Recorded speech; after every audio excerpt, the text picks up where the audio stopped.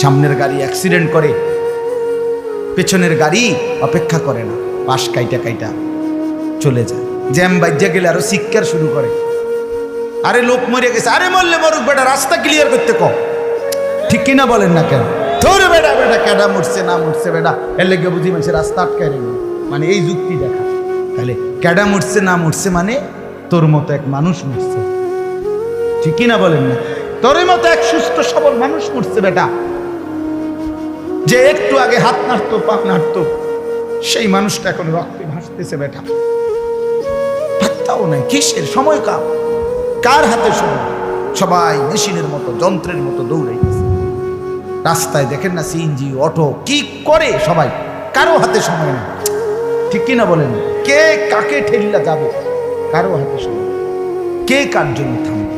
এই জন্য তুমি নষ্ট হয়ে গেলে বন্ধু, কেউ তোমারে ফিরাবার নাই। তোমার জন্য ভাববে কেউ, ডাকবে কেউ, কাঁদবে কেউ নাই। আরে আপন মা বাপের তো খবর নাই এখন। আপন বাপ সাইয়া রইছে, দেখে তার ফুতে আজকে 6 বছর 9 বছর এক ওয়াক্ত নামাজ পড়ে না, এবড়া বয়ে বয়ে বিড়ি খায়, বন খায়, চা দিয়া ভিজাইয়া খায়। এবারটা মাইছ না চাইতাম নামাজ পড়লে পড়ছে, না পড়লে রাতের ব্যাপার। বাবুরে টিহা দিছে, টাকা দিলে খালাস। যদি সুতে টাকা দেয় বাপের কোনো অসন্তুষ্টি নেই, আর যদি টাকা না দেয় এবড়ার গজবে আল্লাহর আরশ কাঁপে। ফুতের উপরে লানত দিতে দিতে, অভিশাপ দিতে দিতে শেষ।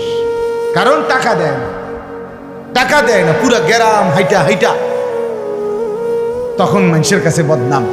এই ফোলাগারে মানুষ করছি আমি, এই ফোলার লাগিয়া জীবন যৌবন শেষ করছি, 12 লাখ টাকা সুদে লইয়া তারে আমি নিজে বিদেশ পাঠাইছি। কত বড় নেয়ামতের কথা। বেশরম মানুষ সুদে টাকা লইয়া আবার মানুষের দ্বারে কও, এত বড় হারাম কইরা আবার কইতেছ।